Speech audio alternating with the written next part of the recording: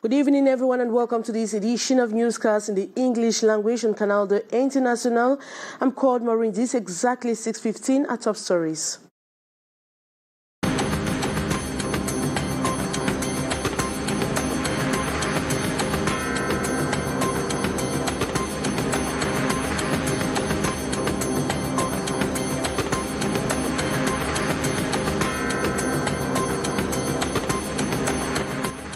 Visiting Prime Minister and Head of Government has promised the people of the Northwest region that he suspended works on the construction of the major roads in the city of Bamenda will continue once he gets back to Yaoundé. Chief Dr. Joseph Diangote has addressed a cross-section of the population on the second day of his stay on the Northwest regional capital this Wednesday. And meanwhile, a group of 13 boys said to be repentant fighters announced that they have handed in 8 war guns and begs for forgiveness. Gesture Prime Minister Diangote marked as an achievement at his visit to Bamenda, Northwest region of Cameroon. And the national president of the Republican and Patriotic Alliance of Cameroon has expressed anger over the lukewarm attitude of Cameroonians as the crisis in the Northwest and Southwest regions of Cameroon degenerates, leaving thousands already dirt.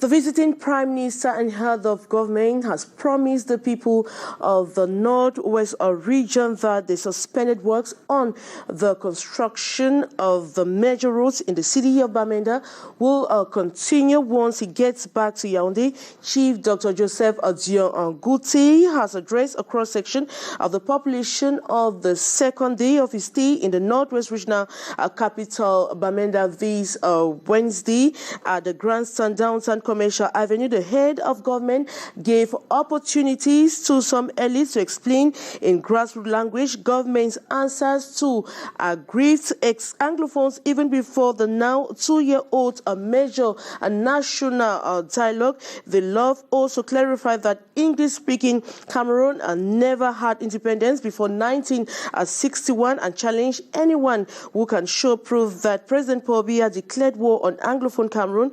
Just as the meeting was about ending, a group of 13 boys said to be repentant fighters announced that they have handed in 8 guns and begs for forgiveness. Now let's get a reaction of the Prime Minister at the Grandstand Commercial Avenue this Wednesday. Brothers and sisters, all of them depend on only one thing on their minds. Say, make Bamenda, make Northwest, a return as we be.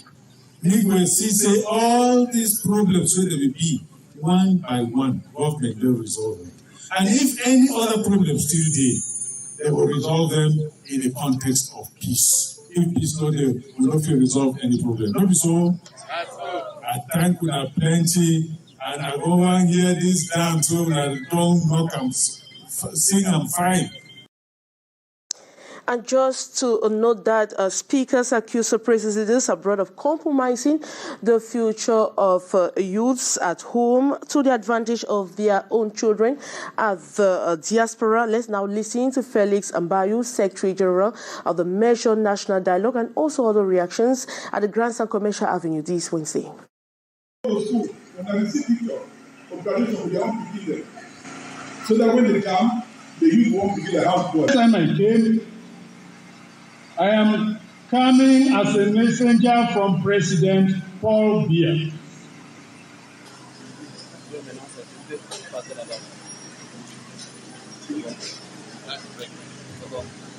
Take away the spirit of fear and terror, for you have not given us the spirit of fear, but of the spirit of power.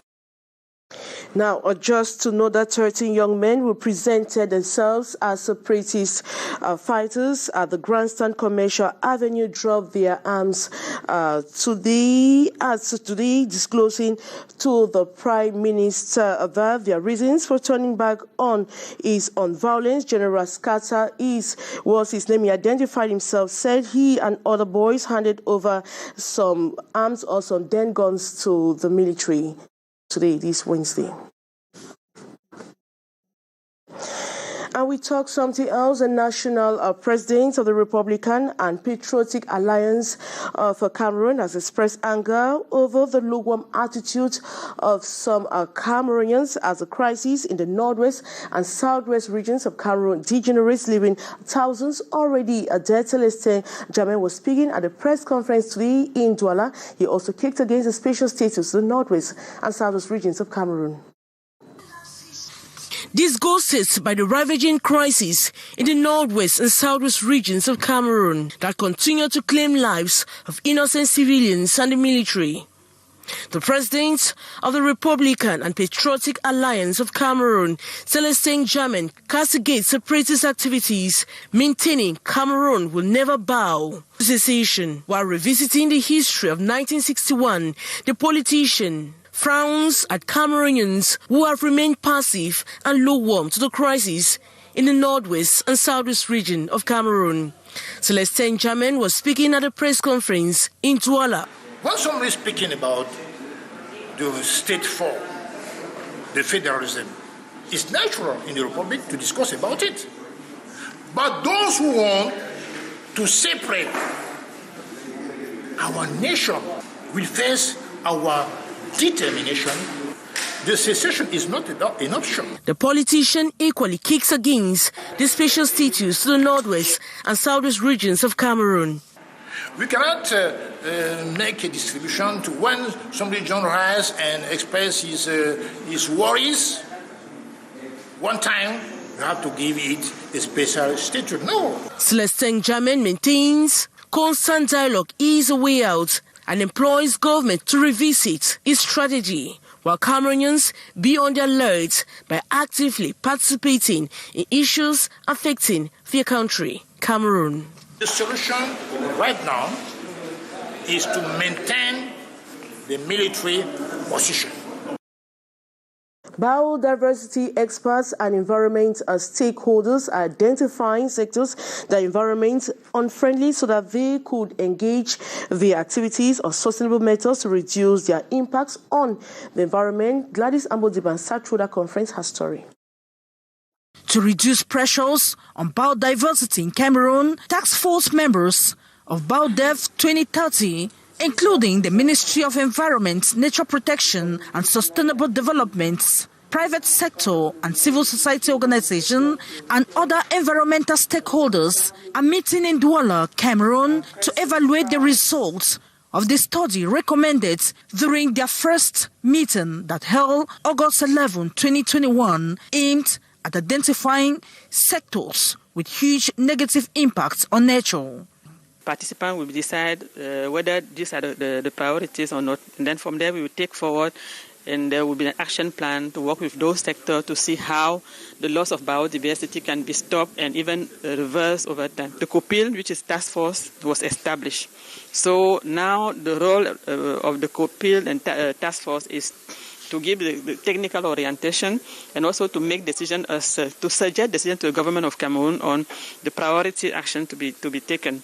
The challenges and the stakes are enormous. You know, basically we are here because we don't really, at this moment, we don't really have a clear baseline on what is impacting biodiversity sector by sector.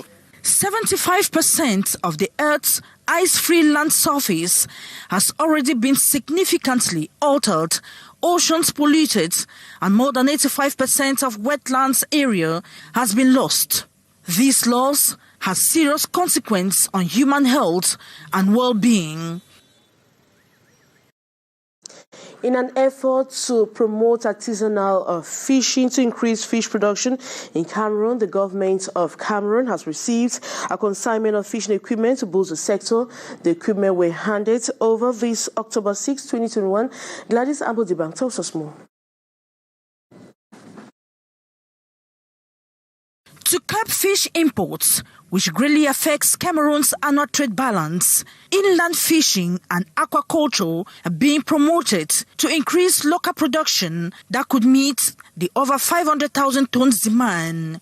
The Economic Commission for Livestock, Meat and Fish Resources, known by its French acronym CBVR of CEMAC, which promotes continental fisheries and agricultural projects, has come to the aid of the Cameroon government that plans to create local fish moguls.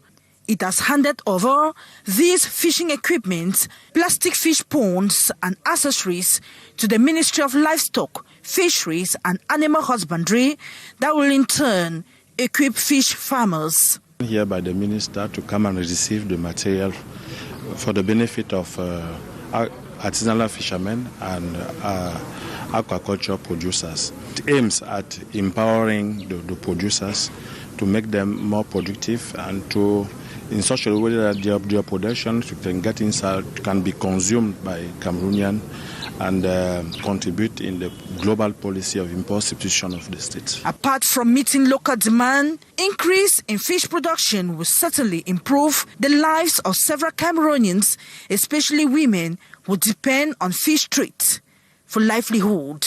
According to reports, over 80% of artisanal fishers are foreigners, and their dominance exacerbates illegal fishing and fisheries crime practices, a big challenge to the sector.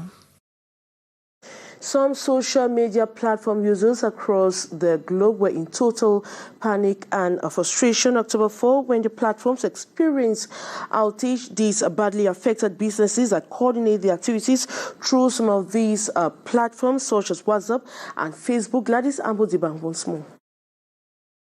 At about 4 p.m. local time, October 4, 2021, users of smartphones and computers in Cameroon, just like other countries across the globe, were unable to access or send messages through Facebook, WhatsApp and Instagram as the social media platforms experienced an outage. This left many users confused. Yesterday, we noticed that Facebook was down, you can say. But I first of all thought it was my phone. I put up the phone twice, thrice, and contacted one or two persons, and they told me the WhatsApp has problems. It took about 2 hours or more for users to understand it was a global issue. Individuals and enterprises that use the social media platforms complained they were affected. The shutdown of the social media affected me personally and my businesses as well, because there were some people waiting for some information. They were waiting for me to give some information and I couldn't, and also I was waiting for some other people to communicate me some other issues. They couldn't, and so we were all left in the dark, and it was a very uncomfortable situation. It actually affected our business yesterday for close to 4 hours because our operating system is centralized. Our branches have WhatsApp groups that they use to have their meetings online. So within that period, there was a kind of blackout. We could not understand what was happening. Users started accessing the platform about 6 hours later, after which Facebook had apologized for the mass outage, blaming configuration changes on its backbone routers. And that report brings us to the end of this edition of Newscast on Canal International. Thanks so much for watching. We have news in the French language coming up at exactly this 9:00 with Aimé Cartier and Moguri. Coming up next is The Brief with Lil Piégeux. As for me, I'll be back tomorrow for another edition. Good night.